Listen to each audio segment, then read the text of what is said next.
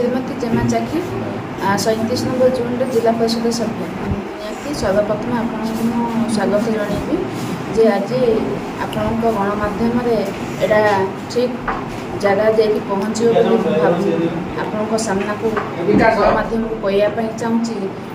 3-4 दिन है जो मैंने सदस्य रहा दरकार जो मैंने जनप्रतिनिधि रहा दरकार कि आमर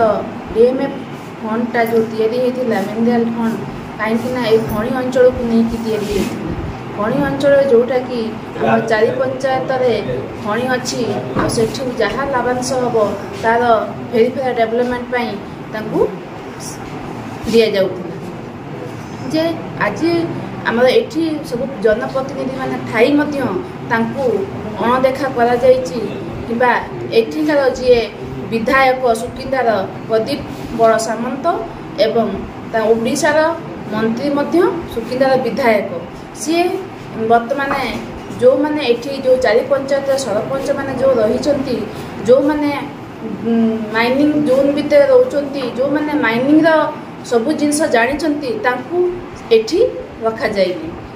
कमिटी रखा जाए जोटा कि एटा निंदनीय घटना एवं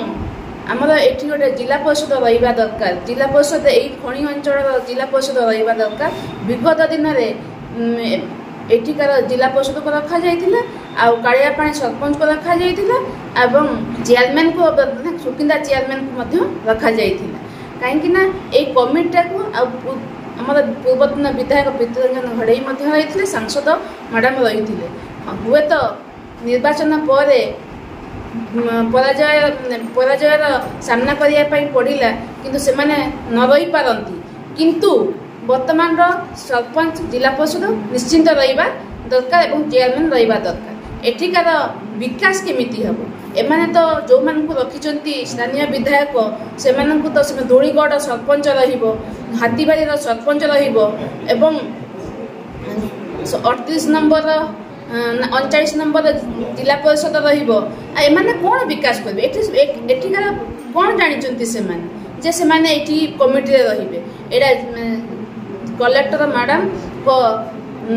निर्देशक में कि मिलित भाव में कलेक्टर मैडम जिला प्रशासन मिलित भाव में एवं आम विधायक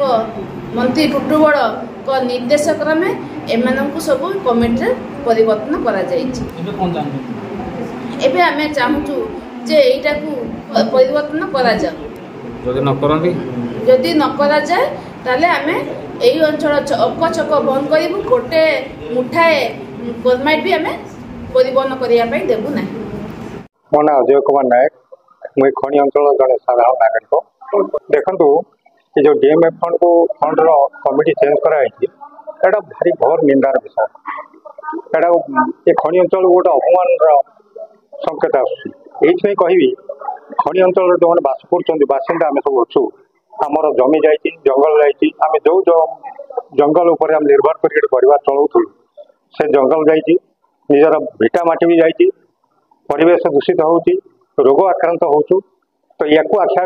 रखी 2015 मसीह जो डीएमएफ फंड गोटे गवर्नमेंट अप्रूव होम जो टीम तैयारी करते ये खणी अंचल प्रतिनिधि लोक प्रतिनिधि जो मैंने सरपंच रहिले जो मैंने जिला परिषद रहिले चेयरमैन रहिले से नहीं जो मैंने मंत्री विधायक रहिले से नहीं आम यहाँ गोटे तैयारी सरकार तरफ अप्रूव भी होता एबे वर्तमान यह चेंज कर दिया जो जगार खणी अंचल कौन सी जनप्रतिनिधि ना ये दानगजु अच्छा ये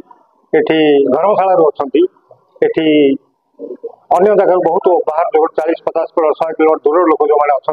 से कौन अनुभव कर अंचल दुख विषय अंचल लोकर असुविधा कौन से अनुभव करें अंचल से पैसा खर्च हम ये आम कम करुचु लहू लहणा खटुचु ये टंका आम जो परिश्रम फल कोटी कोटी टंका कंपनी मैंने लाभवान होती किंतु आम तार फलप्रद भाग ये कमिटी सदस्य जो मूल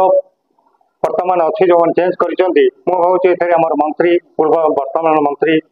प्रदीप बड़ सामंत प्लस आम तो मुख्य कवि से अच्छा बिना इंस्ट्रक्शन किसी हो पार आम दाबी रखुचु आमर जो जो मैंने थिले आमर सरपंच समिति कि जिला परिषद चेयरमैन जो मैंने आम थे से सब आम अंचल सुख दुख साथी था आमर सब कथा जानती से आम तेणु आम से पुनर्बार जो कमिटी चेंज कर रखा जाऊ अंततः जिते दिन पर्यंत से लोकप्रतिनिधि होती से रुहतु पर जदि परिवर्तन हुए जो मैंने आसवे से अंचल यही खनि अंचल से रे आम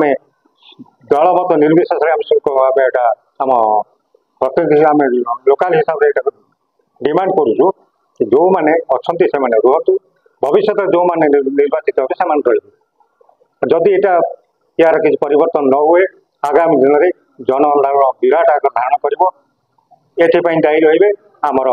वर्तमान सरकार वर्तमान प्रशासन कलेक्टर महोदय आप मंत्री महोदय।